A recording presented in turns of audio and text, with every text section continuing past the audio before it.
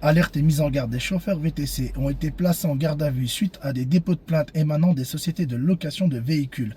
Des chauffeurs m'ont contacté récemment pour me dire qu'ils ont été placés en garde à vue parce que Flexifleet, la société de location partenaire d'Uber, avait déposé plainte pour des faits de vol et abus de confiance. Ils n'étaient même pas au courant. Je parle de pères de famille, de personnes qui avaient des retards, donc de 1 voire 2 mois de retard selon leurs propos, et qui voilà, du jour au lendemain se retrouvent voilà, placés en garde à vue alors que ces personnes-là n'ont pas d'antécédents avec la justice, n'ont jamais eu de soucis. Il faut savoir qu'ils ont eu des difficultés, beaucoup de personnes essayent de payer justement leur loyer et n'y arrivent pas parce que les conditions de travail sont de plus en plus difficiles. Il faut savoir qu'ils m'ont expliqué avoir contractualisé un contrat LOA location option d'achat. Je rappelle que la Banque de France l'a formellement interdit, que ça soit LOA ou ONR, option de non-restitution, ils n'ont pas le droit de sous-louer des véhicules.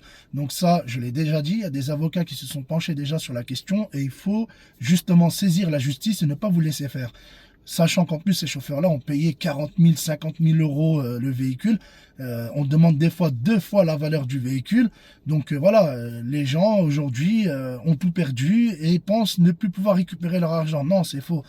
Allez les attaquer en justice, ne laissez pas faire. Donc voilà, en tout cas, nous, on avait mis en place une procédure avec Maître Emma Leotti. On va réessayer de voir un peu ce qu'on peut faire. Mais je le redis encore une fois, ne laissez pas votre argent comme ça aux mains de ces personnes-là qui pensent être au-dessus des lois. Je note une chose très importante, c'est que les policiers sont très réactifs. Ils sont taqués. Il doit avoir un bail. Il y a un truc quelque part entre cette société parce que les policiers sont voilà vraiment très réactifs pour ce genre de dépôt de plainte. Et en plus de ça, c'est des chauffeurs là qui, je parle de 2, 3, voire 4 chauffeurs qui ont été placés comme ça en garde à vue. La chose à faire, c'est de présenter votre contrat, de leur dire que vous étiez en LOA, vous avez eu des retards de loyer et que vous ne saviez pas, que vous n'aviez pas du tout l'intention de ne pas restituer le véhicule.